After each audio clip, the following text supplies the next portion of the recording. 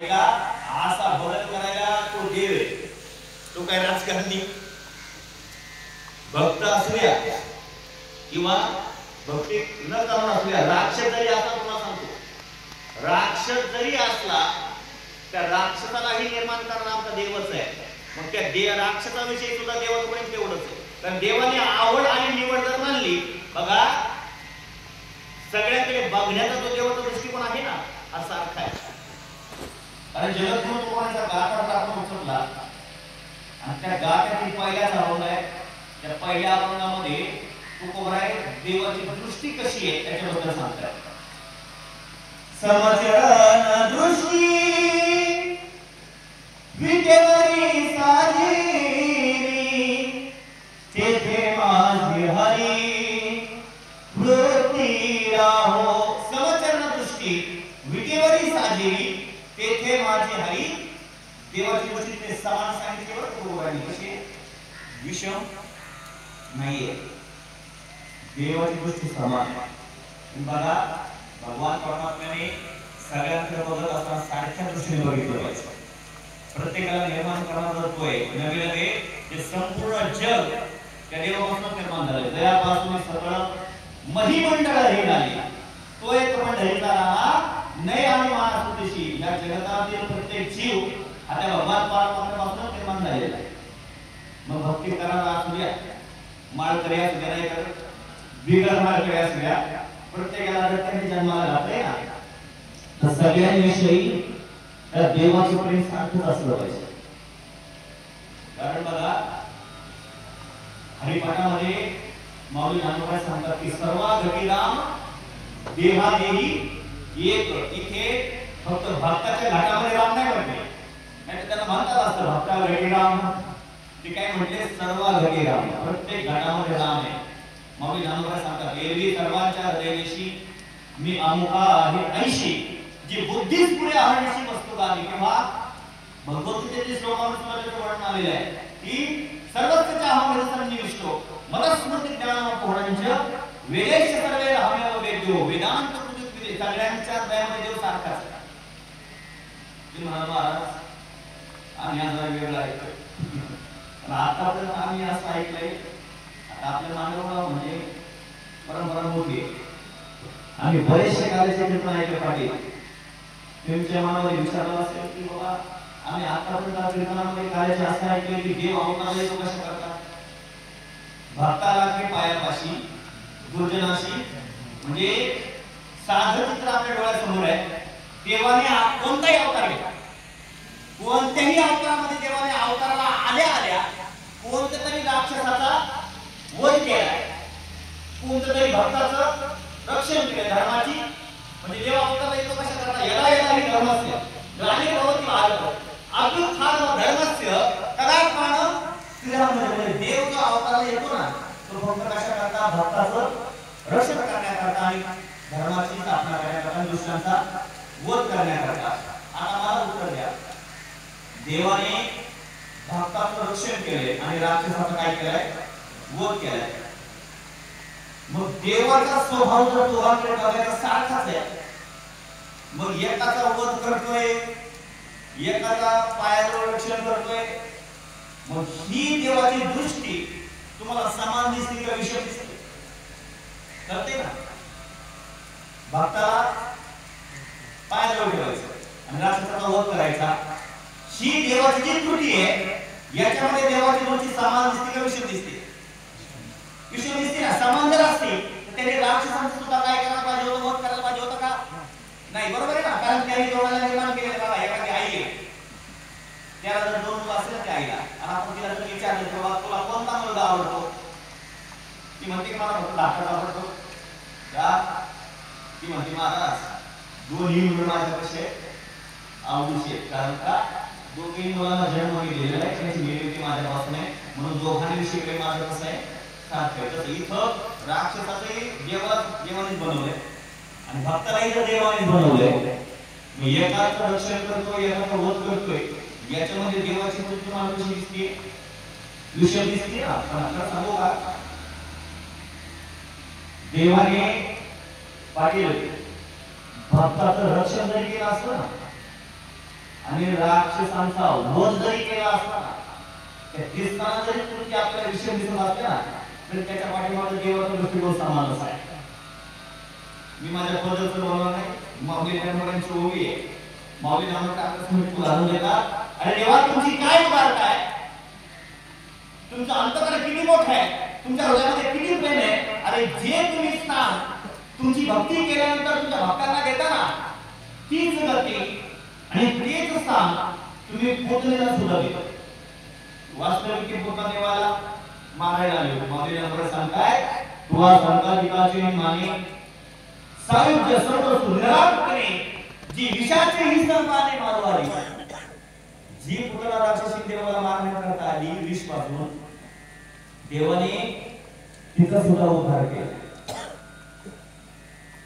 मग हा उद्धार करत असताना महाराज सांगतात देव वर्ष भरत नाही अंतरीची घेतो गोडी पाहिली जोडी भावाची. पुतळा देवाला मारायला आली. माझ्याकडे तुम्ही सगळं श्रेया बाकी देव त्यांचं आहे. पुतळा देवाला मारायला आली. देवाने बघितलंच नाही. परंतु देवाने विचार असा केला की ज्या अर्थी आतापर्यंत जेवढे मला मारायला आले मी सगळ्यांचा काटा काढलाय शेला माहिती आहे तरी सुद्धा ही मला मारायला आली स्त्री म्हणून आली. ज्याची मारायला आले त्याची काही सामान्य असू शकत नाही. देवाने काय केलं ज्यावेळेस त्या पुतळीला देवाला असं मांडीवर घेतलाय आणि स्वतःचं सन्मान करायला सुरुवात केली ना त्यावेळेस भगवान परमात्म्याने डोळे झाकले. भगवान श्रीकृष्णाने डोळे का झाकले शास्त्राने याचे अनेक कारण सांगितलेले. आता एवढे माझे पाठ नाही जेवढे पाठ तेवढे सांगतो. पाठ असेल तर सांगायला वेगळं आहे काही.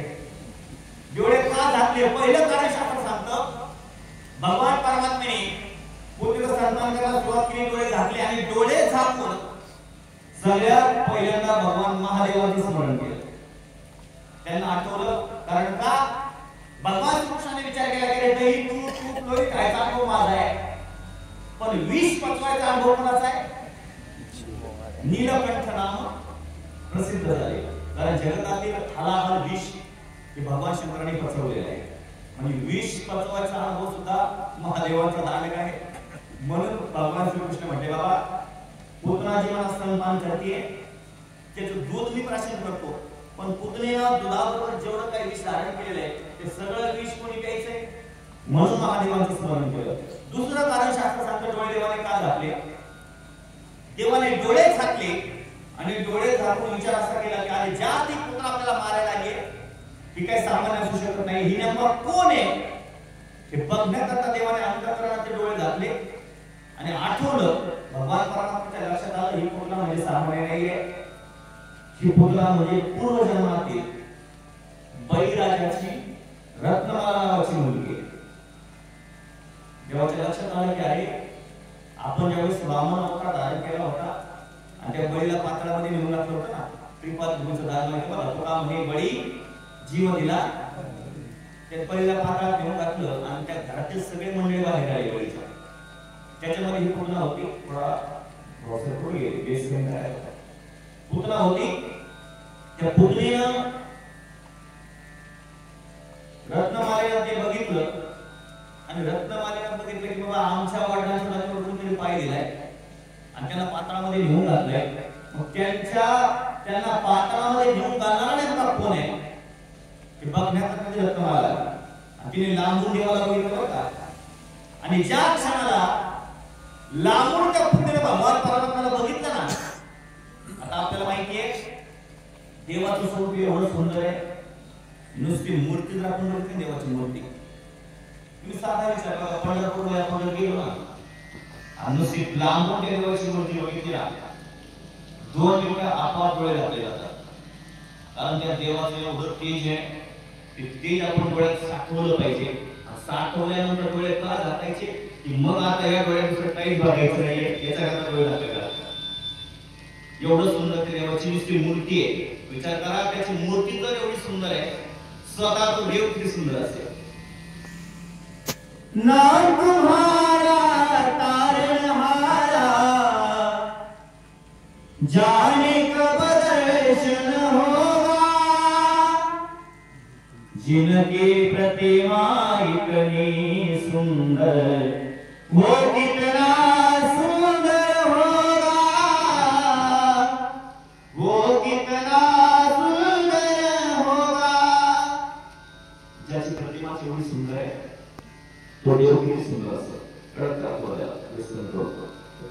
म्हणजे देवाची प्रतिमा तर एवढी सुंदर आहे, तो देव किती सुंदर असेल ते रत्नमालेने बघितलं आणि लांबून तिने ज्या क्षणावर देवाला बघितलं ना, त्या रत्नमालेच्या अंतःकरणामध्ये भगवान परमात्म्याचे रूप बघितल्यानंतर अंतःकरणामध्ये मातृत्व जागलं झालं. कारण आवडे हे रूप गोजेने सगुण पाहता लोचन सुखावले किंवा रूप पाहता लोचने सुख झाले नवसाजने, असं भगवान परमात्म्याचं रूप तिने बघितलं. ते गोंड सुख होतं आणि त्या रत्नमालेच्या मनामध्ये भगवान परमात्म्याविषयी मातृत्व जागलं झालं. तिच्या मनामध्ये अशी इच्छा निर्माण झाली, अरे काय सुंदर बाळ आहे, एवढं सुंदर जर हे बाळ आहे, त्या बाळकाला जन्म देणारी माता किती धन्य असेल, आणि अशा प्रकारचं गोंडस बाळ जर माझ्या पोटी जन्माला आलं तर माय मी किती धन्य होईल, हा विचार तिच्या मनामध्ये आला. आणि आपल्याला माहिती आहे देवाला सांगायची गरज पडत न सांगता पुन्हा कळो येते अंतर विश्वी विश्वंभर परिहाराचे नवे. देवाला ते कळालं आणि देव तिच्या जवळ आला. देव करता मला माहितीये माझं स्वरूप बघितलं आणि तुझ्या अंतःकरणामध्ये माझ्याविषयी मातृत्व जागृत झालंय. पण ऐक, आता मी वयाने मोठा आहे आणि तुझं मातृत्व स्वीकारणं हे माझ्या दृष्टीने योग्य नाहीये. पण मी तुला शब्द देतो, आता ह्या जन्मात मी काही करणार नाहीये, परंतु पुढच्या जन्मामध्ये तुझं दूध पेल्याशिवाय राहणार नाहीये. तीच रत्नमाला पुढच्या जन्मामध्ये पुतळा या नावाने जन्माला आली. ऐका, देवाला ती मारायला बघितलंच नाही. तिचा पाठीमागच्या जन्मातील भाव काय होता ना, तो भाव देवाने बघितला आणि त्या पुतण्याचा काय केला, उद्धार केला. म्हणजे उदाहरण ऐकल्यानंतर तुमच्या लक्षात आलं असेल, देवाने राक्षसांना मारलं जरी असतं ना, राक्षसांचा वध जरी केला असला तरी त्याच्या पाठीमागे देवाचा दृष्टिकोन समानाचा एक विषय नाही. लक्ष देण्याकरता मी आणखी एक उदाहरण सांगेल. बघा, रामायणातील प्रसंग आहे. ज्यावेळेस प्रभू श्रीरामचंद्राने रामाचा वध केलाय आणि वध केल्यानंतर जे 33 कोटी देव रामाने बंदिशाळेमध्ये घातले होते ना, असं पुराण सांगतं की खंडोबाला रावणाच्या घरी रामाची दाढी करायला होते. एवढा प्रचंड सामर्थ्यवान होता. कारण रावण हा वृत्तीनं राक्षस होता, परंतु जातीनं ब्राह्मण होता. आणि त्याच्या इतका त्या काळात दशग्रंथी पंडित ब्राह्मण ठरलेला होता. कारण रावणाचे जे तांडव होत आहे ते त्याने तयार केले. जटाटवी जल प्रवाह पालित असते गलेला आपल्याला कामयाब होया भुजंगरंग मालिका डमट डमट डमट डमटिना दवटवावर्यम चकारवंदतानवम पुनः पुनः शिव शिव. हे रावणाने रचले. तो रावण एवढा सामर्थ्यवान होता की 33 कोटी देवाने बंदिशाळेमध्ये टाकले होते. शेवटी प्रभू श्रीरामचंद्राने त्या रावणाचा वध केला, सगळ्या देवांची सोडवणूक केली आणि देवांचा जो राजा इंद्र आहे ना, त्या इंद्राला आचरण करण्यात आलं. इंद्राने लोटांगण घातलं प्रभूच्या चरणावर आणि प्रभू श्रीरामचंद्राला विचारलं, म्हणजे महाराज प्रभू, अतिशय निर्दयी रामाच्या तावडून तुम्ही आम्हाला सोडवलंय, आमची मुक्तता केली, त्याचा वध केलाय, आता आमचा जो जर काही काम असेल तर सांगा. इंद्राने अशी विनंती केली तर प्रभू श्रीरामचंद्र म्हणाले, असं काम नाहीये काही, पण एक काम कर, रावणाबरोबर युद्ध करता करता माझ्यासोबत जे काही वानर होते ना, त्यांच्या विचारांचा काही स्वार्थ नव्हता. ते विचार निष्काम होते, ते माझ्यासोबत फक्त मला सहकार्य करण्याकरता आले. पण खरं सांगू काय ना, रावणाबरोबर युद्ध करता करता त्यात काही वानरांचा विनाकारण मृत्यू झाला. तेव्हा तू काय कर, स्वर्गामध्ये तुझ्याकडे अमृत आहे, तेवढा अमृत आण, त्या वानरावर शिंपड, वानरांना जिवंत कर, राक्षसांना मात्र जिवंत करू नको. काय म्हणते, वानरांना जिवंत कर, राक्षसांना जिवंत करू नको. आणि ऐका, हेच वाक्य शेजारी बसणाऱ्या लक्ष्मणाने ऐकलं. प्रभू, आम्ही तर असं ऐकून आहोत की तुमची दृष्टी समान आहे आणि इथं तुम्ही फक्त म्हणता की बाबा वानरांना जिवंत करा, राक्षसांना जिवंत करू नका. ज्याती तुमचा दृष्टिकोन जर सगळ्यांकडे बघण्याचा सारखाच आहे तर तुम्ही काय म्हणायला पाहिजे, वानरांना सुद्धा जिवंत करा आणि राक्षसांना सुद्धा. तुम्ही काय म्हणाल, फक्त वानरांना जिवंत करा. ज्यार्थी तुम्ही फक्त वानरांना जिवंत करा म्हटले, राक्षसांना जिवंत करू नका म्हटले, त्याआधी तुमच्या दृष्टीमध्ये आता बदल झालाय. कशामुळे? तुम्ही पहिले चांगले होता, पण आता सीतामाता भेटल्यामुळे, कारण बायको भेटली की माणूस जरा बरोबर आहे की नाही बाबा? शेवटी म्हणले असं नाही. प्रभू श्रीरामचंद्र म्हणले लक्ष्मण ऐक, मी जरी म्हटलो असतो ना की वानरांना जिवंत करा, राक्षसांना जिवंत करू नका, याच्यामध्ये बघण्याचा माझा दृष्टिकोन समानच आहे, याच्यामध्ये विषय नाहीये. लक्ष्मण म्हणजे असं कसं काय होईल? सरळ सरळ म्हणता वानरांना जिवंत करा, राक्षसांना जिवंत करू नका, याच्यामध्ये समान दृष्टिकोन कसं काय होईल? त्यावेळेस प्रभू श्रीरामचंद्रांनी उत्तर दिलं, सगळे काम घेऊन ऐका. प्रभू श्रीरामचंद्र म्हटले, मी वानरांना जिवंत करा म्हटलो, राक्षसांना जिवंत करू नका म्हटलो, याच्यामध्ये माझा समान दृष्टिकोन कसा आहे ऐका.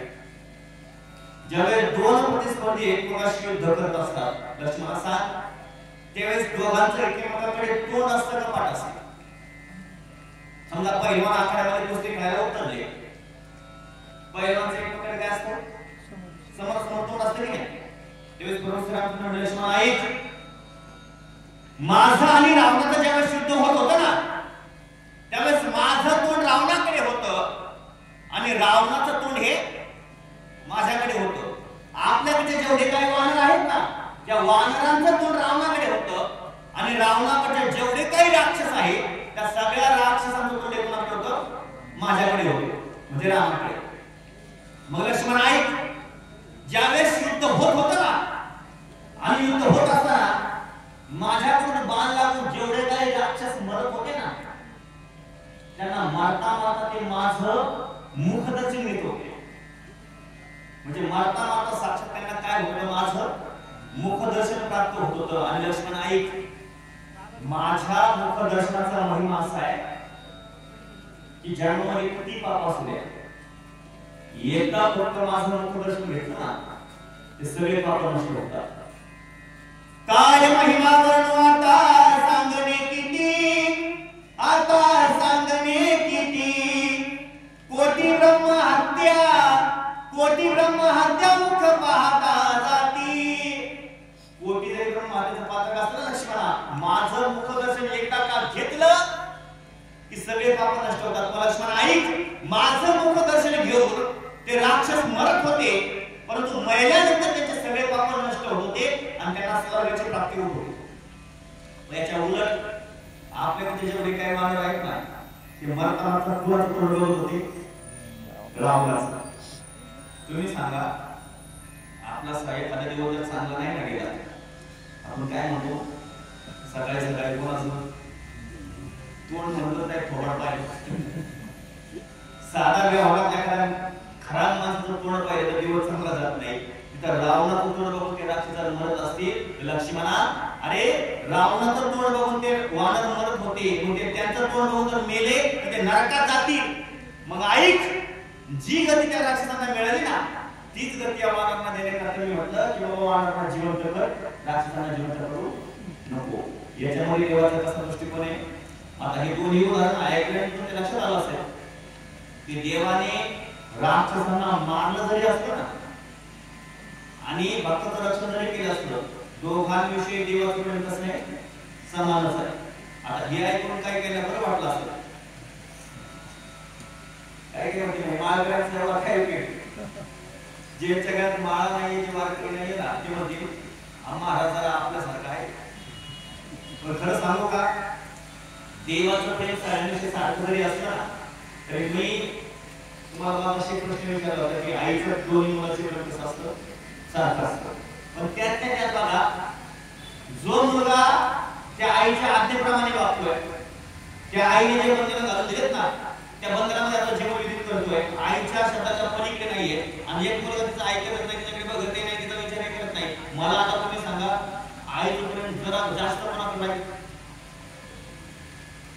साहजिकच जो मुलगा तिचं ऐकतोय ना, त्याच्याकडे आईचा कल थोडासा, तसं इथं सुद्धा तसंच आहे बरं का. देवाचं प्रेम सगळ्यांविषयी सारखं जरी असलं ना, तरी जो भक्त त्याच्या आवडीनुसार जीवन जगतोय ना, आणि त्या देवाने जे बंधने घालून दिलेत ना, त्या बंधनांसोबत जीवन प्रगट करतोय, इतरांच्या तुलनेत देवाचं प्रेम त्याच्याकडे जरा थोडंसं जास्त राहणार. म्हणून देवाचं प्रेम आपल्याकडे जास्त राहण्याकरता काय केलं पाहिजे त्याची लक्षणे श्लोकाद्वारे भगवान परमात्मा सांगतात की अनपेक्षित तुझे लक्ष उदासीन कर्तव्यतः सर्वारंभ परित्यागी योमद भक्त समेत. अनपेक्षित पहिला शब्द वापरलाय अनपेक्षिता म्हणजे देवाला कोणाचं जीवन आवडतं ज्याचं जीवन अपेक्षित आहे ना, ज्याला कुठल्या गोष्टीची अपेक्षा नाहीये त्याचं जीवन देवाला प्रिय. बघा तुम्ही सध्याच्या काळामध्ये अपेक्षा ही शब्द राहिलाच नाही, कारण लोकांचं जाऊ द्या आमच्या क्षेत्रात झालंय जो जास्त मोठा घेतो लोकांना काय लागत फक्त आई माझी माझ्या सागर म्हटलं बांधपुढे वाटण्याचं जो एक भाषण आमच्या इंदोरीकर महाराजांच्या डायलॉग एवढं केलं आणि मग कीर्तनामध्ये फक्त 15 मिनिटं आई 15 मिनिटं वडील 15 मिनिटं शिवाय मला सांगितलं लोकांना काय डायरेक्ट लोक कीर्तन सुद्धा आयोजित करत असताना बऱ्याच वेळा काय होतंय ज्यांना आध्यात्मिक अंगी ना ते लोक जास्त नाही पुढे येत, पण ज्यांना त्याचा काही गंध नाही ना असे लोक कीर्तनाचा करायला असतात आणि ते बघत नाही बाबा ह्या कीर्तनकाराकडे किती ज्ञानेश्वरचे वेळा पाठ आहे, याच्याकडे किती श्लोक पाठ आहे, याचे किती अभंग पाठ आहे, याच्याशी काही घेणे नाही. हा फक्त युट्यूबला किती फेमस आहे लोक एवढं बघतात. आणि बघा आपला शब्द चालू आहे अपेक्षा राहील.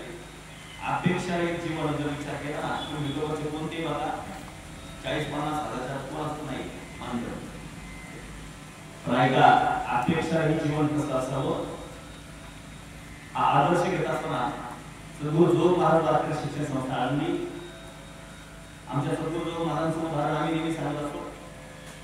आदर्श जर घ्यायचा अपेक्षा जीवन त्यांच्याकडून घ्यायचं, कारण आज एका संस्थेची प्रथा अशी आहे तिथे विद्यार्थ्याला फी नाही आणि शिक्षकाला पगार नाही. सगळं कसं आहे मोफत चाललेलं आहे. पण लोकांचं असं आहे लोकांना फुकटची किंमत कळत नाही ना. जी सहज आणि फुकट गोष्ट मिळते ना त्याचं लोकांना महत्व राहत नाही. बघा आता कार्यक्रम आपला आठवला की लगेच ह्या आवटी परिवारानं भोजनाची व्यवस्था केली. लोक काय काय करतात, काय काय जेवतात, काय काय निघून जातात, काय काय जेवायला बसते ना पंक्तीला कमीत कमी 2 लोक त्याच्यावर परत जेवतील एवढं ताट वसूल करतात. आणि ते जर हॉटेलला जेवायला गेले ते ताट सुद्धा पुसून जातात, कारण का इकडे फुकट आहे तिकडे पैसे मोजले. फुकटची किंमत माणसाला कळत नाहीये. त्या संस्थेचा प्रथा अशी तिथे रुपया बी नाही. पण ऐका आज प्रत्येक महाराष्ट्रामध्ये जेवढे विद्वान कीर्तनकार आहे ना अख्खे त्या संस्थेतून बाहेर पडलेले आमचे ते कदम मोले म्हणतात तो मोंढ्याचा माल आहे, बाकी सगळे आंगड्यावरचे. आणि त्या जो महाराजांचं त्यांच्या जीवनातील उदाहरण आहे गणेश उत्सव. आज सगळ्यात पहिल्यांदा सुरुवातीला लोकमत टिळकांनी चालू केला, सार्वजनिक गणेश उत्सव पुण्यामध्ये त्यांनी चालू केला. आणि ऐका त्या गणेश उत्सव 10 दिवस साजरा करायचा आहे, मग त्याच्या समोर काय कार्यक्रम झाला पाहिजे हा प्रश्न लोकांच्या समोर पडला होता. शेवटी त्यांनी विचार केला की हे फालतू कार्यक्रम करण्यापेक्षा आपण काय करू, सद्गुरू जोग महाराजांना बोलू आणि त्यांना ज्ञानेश्वरीवर प्रवचन करायला केलं. मग विचार बघा तुम्ही, नाही तर आजकाल हल्ली गणपती समोर काय कार्यक्रम होतात. गणपती समोर लोक लावण्याचे कार्यक्रम होतात. तो गणपती बाप्पा म्हणतात पूर्ण बुद्धी आली मी खाली आलो. ऐका गणपती बाप्पाच्या समोर कार्यक्रम कोणते ठेवले पाहिजे याला देखील मर्यादा आहे का. नाहीतर करायला जाल पुण्य आणि होईल पाप.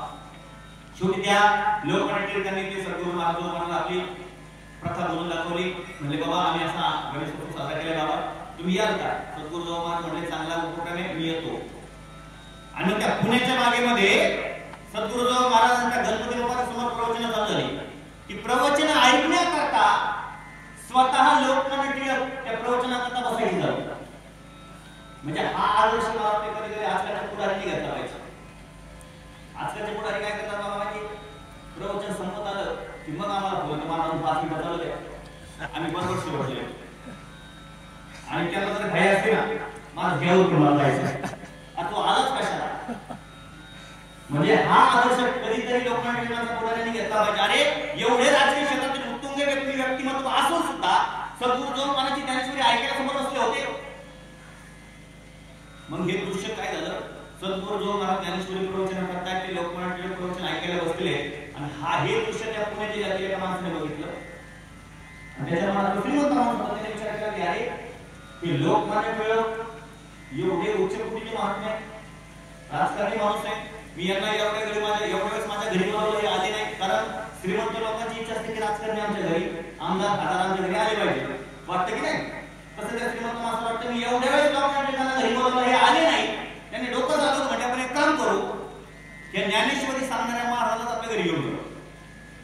याला जर घरी घेऊन गेलं तर ज्ञानेश्वरी ऐकायला यांची आपापलं मंडळ आपल्या घरी. मग दुसऱ्या दिवशी लोकांना गेले श्रीमंत माणसाने त्या काळात 3-4 कोटीची गाडी असेल, ती गाडी घेतली, जिथे सद्गुरू महाराज ज्ञानेश्वरी चालू होती ती गाडी नेली. त्याच्यातून एक सेवक उतरला, त्याच्या डोक्यावर भलं मोठं पोतं होतं, ते पोतं आणलं आणि जो महाराज जवळ असं टेकवलं. आणि त्या श्रीमंत माणसाने सांगितलं महाराज ऐका, जी ज्ञानेश्वरी तुम्ही इथे सांगता ना ती ज्ञानेश्वरी उद्यापासून इथे सांगता माझ्या घरी सांगायची. हे पोत्याकडे बघा म्हणजे पोतं काय नुसतं असं नाहीये की पैशाने टाचून आणलेलं पोतं. ते श्रीमंत माणसाने मला ऐका, तुम्ही एक दिवस ज्ञानेश्वरी सांगितली ना तर एक दिवस ज्ञानेश्वरी सांगण्याकरता म्हणजे मी तुम्हाला एक पोतवर पैसे देईन, 2 दिवस सांगितले तर 2 पोते पैसे देईन, 3 दिवस सांगितले तर 3 पोते पैसे देईन. पाटील नशीब मी त्या काळात नव्हतो. लोक सप्ताह फक्त 7 दिवसाचा घालायला होता, आम्हाला महिन्याभर घालून टाका. शेवटी आमचे दोन मात्र म्हटले बाबा हात जोडले म्हणले क्षमा करा, माझे व्यासपीठ माझा स्वतः आहे, ते व्यासपीठ आणि माझा स्वतः तुम्ही काही शकणार नाहीये, मला क्षमा करा. श्रीमंतांचा राग आला, तुम्हाला काय कळतं का नाही? अहो महाराज तुम्हाला काय डोकं आहे का नाही? तुम्ही काय डोकं चालवता नाही, बुद्धीचा वापर करा. तुम्ही अख्खा पुण्याची नगर फिरून आले ना, तुम्ही अख्खा पुण्याची नगर फिरून आले तर तुम्हाला एक दिवस ज्ञानेश्वरी सांगण्याकरता एक पोतभर पैसे देणार म्हणजे मी फक्त एकच पाठ्य आहे. आता मात्र आमच्या मागं राग आला, ते उठून उभे राहिले म्हणजे अरे पाठ्या मी अख्खा पुण्याची नगर फिरून आलो तर मला एक दिवस ज्ञानेश्वरी सांगण्याकरता तू एक पोतभर पैसे देणारा, तू एकटा जरी पाठ्य असताना तरी पाठ्य ऐक, तू अख्खं जग जरी फिरून आला ना, तू अख्खं जग जरी फिरून आला तरी तुला एक पोतभर पैशाला लाख मारणार म्हणजे मी फक्त एकटाच पाठ्य आहे. याला म्हणतात अनपेक्षित आहे. तीच या श्लोकामध्ये धर्मांतरांना सांगतात की असं जीवन ज्यांचं त्यांचं जीवन देवाला आवडतं. म्हणून जीवनामध्ये मला असं वाटतंय देवाला काय आवडतं ना माणसाने तसं वागलं पाहिजे. आपल्याला काय आवडतं असं वागू नये. हल्ली हा प्रकार कमी झाला. लोक काय करतात जसं आपल्याला वाटतं ना असं वागतात. आपल्या आवडीनुसार आपण वागतो आणि त्या पद्धतीने आपण परमार्थ करतो. खरं सांगा आपल्या आवडीवर परमार्थ चालतो का? एखाद्याला वाटतं बाबा आता एखादं धरायचंच नाही, दुसऱ्या दिवशी धरायचं चालेल का? एखादा म्हणतो आज मला सोमवार सुटला मी उद्या गुरुवार धरतो चालेल का? आपल्या मनावर चालत नाही. याला ऐका, जसं देवाला आवडतं ना, देवाला जे आवडतं त्या पद्धतीने माणसाने जीवन व्यतीत केलं पाहिजे. कारण खरं सांगू का, माणसाचा परमार्थ जो चालतो ना हा देवाच्या आवडीवर चालतो. तुम्हाला खरं सांगतो देवाच्या आवडीवर कसं चालतो तुमच्या लक्षात आणून देईल. आज किती तारीख आहे? 29 तारीख. 29 तारखेला दोन्ही मातेच्या दशक्रियाविधीच्या निमित्तानं ते हरिभक्तपरायण रुपेश महाराजांचं प्रवचन होणार आहे. तुम्हाला सांगा यात माझी आवड आहे त्या परिवाराची आवड आहे का देवाची आवड आहे? की कोणाच्या आवडीवर चाललंय? खरं सांगतो ह्या दशक्रियाविधीच्या निमित्तानं माझं प्रवचन होणार आहे की माझ्याही जन्माला याच्याने ठरवलेले आहे. पाऊस आज येणार आहे हे त्यांनी ठरवलेले, बरोबर आहे. सगळ्यांना त्या शेडमध्ये बसावं लागणार आहे हेही देवाने ठरवलेले. सगळं काही जगतामध्ये क्रिया चालतात ना, याला सगळे प्रत्येक क्रियेला ही देवाची आवड आहे. देवाची आवड नसेल तर जगतातील कुठलीही क्रिया होत. कारण वृक्षाची पाने हले ज्याची सत्ता आणि ज्याच्या सत्तेशिवाय झाडाचं पान हलू शकत नाहीये. सूर्याला उगवणारा तो आहे, वेदांना बोलवणारा तो आहे. तुम्ही विचार करा, ज्याच्या सत्तेशिवाय काहीच काम होऊ शकत त्याची आवड आहे ना, म्हणून आपण या ठिकाणी प्रवचन ऐकतोय. आता प्रवचना उशीर जरी झाला तरी कोणाची आवड आहे? ऐका, देवाच्या आवडीवर कसं चालतं आणि त्याच्यावर आपण विरोध नाही करायचा. त्या महाभारताचा प्रसंग आहे की अभिमन्यूला मारलं बघा. सगळ्या त्या कौरवांनी एकत्र आले, कर्ण, दुर्योधन, भीष्माचार्य सगळे एकत्र आले आणि त्या अभिमन्यूला काय केलं? मारलं. ऐका, अभिमन्यू मारला गेला ही बातमी अर्जुनापर्यंत पोहोचली, देवापर्यंतही पोहोचली. देवाला आणि अर्जुनाला कळालं. आता त्यांना आत्मात दुःख झालं, पण आता आपला मुलगा मारलाय हे अर्जुनाला माहित झालं, पण त्याच्या आईला सांगायचं होतं हे सुभद्रेला. शेवटी विचार करा, माते पुढीनी बाळक काढे नेता एकुलता एक. आईकडून ज्यावेळेस बाळक एकटा एकुलता एक मुलगा जातो ना, त्यावेळेस त्या आईला किती दुःख असतं तिच्या आईला विचार. शेवटी प्रत्येकाला प्रश्न पडला की आता ही बातमी अभिमन्यू युद्धात मारलाय, ही बातमी त्या सुभद्रेला त्यांना सांगायची कोणी? कोणाचं धाडस चालायला, कोणताही पांडव पुढे जायना. शेवटी सगळे म्हणजे देवा तुम्ही आता तुमची बहीण आहे, आता तिची कशी समजूत काढायची आहे, तिला हे कसं सांगायचंय हे तुम्ही ठरवा. आणि अभिमन्यू युद्धात मारलाय हे तुम्ही तिला पटवून द्या. शेवटी देव जात आहे आणि देव ज्यावेळेस ते घरी गेले ना, ती सुभद्रा तांदूळ निवडत बसली होती. ऐका, आणि तांदूळ निवडताना असं देव त्याच्या जवळ गेले आणि बसले. म्हणजे सुभद्रा हे बघ आपला अभिमन्यू गेला. ती म्हणजे पुढे दुसऱ्या गावाला गेला, युद्ध सोडून दुसरीकडे कुठे गेला? अगं नाही म्हणजे गेला नाही, तो गेला. तिच्या काही लक्षात येईना. शेवटी ती म्हणजे जाऊ द्या, गेला असेल जाऊ द्या. देवाला वाटलं हिला कळालंच नाही. देव म्हटले अगं युद्धामध्ये आपला अभिमन्यू मारला गेला. हे वाक्य देवाने वापरलं. देवाला वाटलं हे आठवडा करेल, छाती बदलेल, तोंड जोडेल, पण तसं काहीच घडलं नाही. ती परत तांदूळ निवडायला. देवाला वाटलं हिला मुलाच्या जाण्याने नक्की धक्का बसलाय. देवा तिला हलवला, अगं उठ, अगं तुझा एक मुलगा आहे, युद्धभूमीमध्ये तो गेला होता, त्याला सगळ्या पोरांनी गाठलं, त्याला मारलं, तो आता परत येणार नाही, तो मेलाय. सुभद्रा म्हणते देवा आता ऐकलं ना, तुझ्या पहिल्यांदा सांगितलं देवा, तेवढंच कळालं मला, आता परत सारखं सारखं का सांगतोय? देवाला वाटलं हिने आरडाओरडा करायला पाहिजे होता, धिंगाणा घालायला पाहिजे होता. अगं तुझा एक मुलगा गेलाय आणि त्याच्या जाण्याने तुला दुःख व्हायला पाहिजे होतं, तू कुठलीच प्रतिक्रिया देत नाही, याचा अर्थ काय? तुला दुःख नाही झालं का? म्हणजे देवा अभिमन्यूच्या जाण्याने मला दुःख झालं नाही अशी कोणती माता आहे की मुलगा जाणे दुःख होते, मला दुःख झालंय, अगं मग तू प्रतिक्रिया का दिली नाही? सुभद्रा म्हणजे देवा खरं सांग, माझा अभिमन्यू चक्रव्यूहामध्ये मारला याच्या कुणाच्या आवडीने मारला?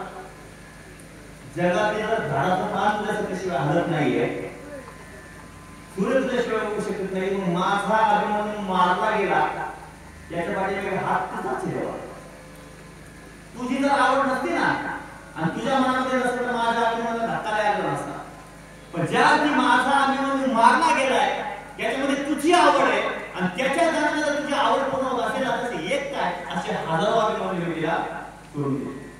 म्हणजे विचार करा, देवाच्या आवडीमध्ये दुःख जरी असतं ना तरी सुद्धा आपण आपल्या आवडीचं मध्ये म्हणा, कारण ठेवले आनंद पैसेची आले चित्ते असुल्यावे समाधान. पण आपण देवाच्या आवडीनुसार आपलं जीवन जगावं. आठवायचं का?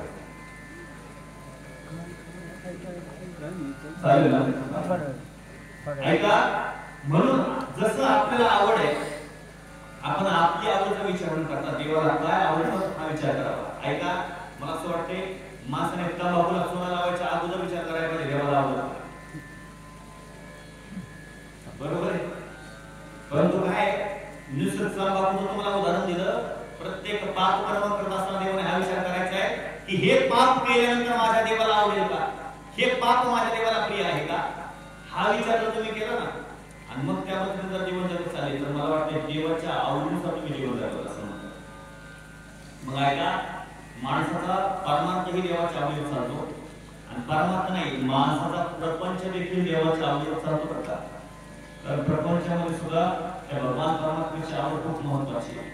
आणि मला वाटतंय देवाला कसं आवडावं याच्याकरता आपलं मन हे खूप महत्वाचं आहे. कारण मला वाटतं बरेचसे निर्णय माणसाचा परमार्थ या मनावर अवलंबून आहे आणि माणसाचा प्रपंच सुद्धा परमार्थावर अवलंबून आहे. कारण जसं माणसाचं मन असेल त्यानुसार परमार्थ होणार.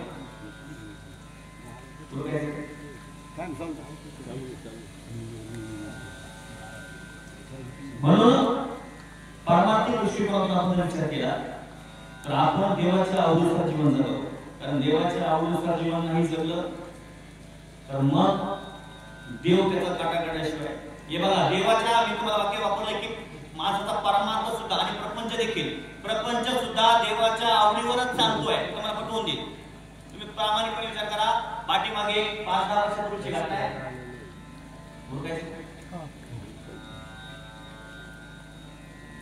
तेवढी घटना सांगा. तिकडे उठवलंय आम्ही.